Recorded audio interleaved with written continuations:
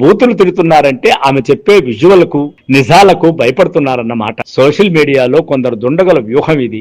బూతుల ద్వారా నిజం చెప్పే వారి గొంతుకులను నొక్కడం, వాస్తవవాదులు నిజాన్ని నిర్భయంగా చెప్పే తులసి చందు వంటి వారికి, ముఖ్యంగా మహిళలకు అండగా నిలవాలి. సో ఫ్రెండ్స్, మనం ఇంకా ఎప్పటో రాతి యుగంలో లేము, ఇంకా ఎప్పుడో మతకాలంలోనూ లేము, ఇంకా ఎప్పుడో రాజుల కాలంలోనూ లేము. మనం ప్రజాస్వామ్యం పరిడి వెళ్ళినటువంటి ప్రపంచవ్యాప్త దేశాలలో మనుగడ సాగిస్తున్న సోషల్ మీడియా విపరీతమైనటువంటి అభివృద్ధి చెందిన కాలక్రమంలో ఆలోచనలు విస్తృతమైనటువంటి ప్రపంచంలో ఉన్నాం. సో ఫ్రెండ్స్, మన అభిప్రాయానికి ఎదుటివారి అభిప్రాయం అనుకూలంగా లేనప్పుడు వారిని మనం ఖండించవచ్చు, విశ్లేషించవచ్చు, కానీ వారి మీద దాడి చేయడానికి, వారి మీద ట్రోల్స్ చేయడానికి, వాళ్ళ వ్యక్తిత్వ హననానికి పాల్పడడానికి మనకు ఎటువంటి హక్కు లేదనే సంగతిని మనం గుర్తించి అటువంటి వారి అభిప్రాయాల్ని ఇష్టం ఉంటే స్వీకరిద్దాం, కష్టం అనిపిస్తే వ్యతిరేకిద్దాం. అంతేగాని వారి వ్యక్తిత్వం జోలికి పోవాల్సిన అవసరం లేదు. అదే ప్రజాస్వామ్య స్ఫూర్తి, అదే ప్రజాస్వామ్య బద్ధం, అదే ప్రజాస్వామ్య పాలనగా భావించి మనం అటువంటి వారిని గౌరవిద్దాం.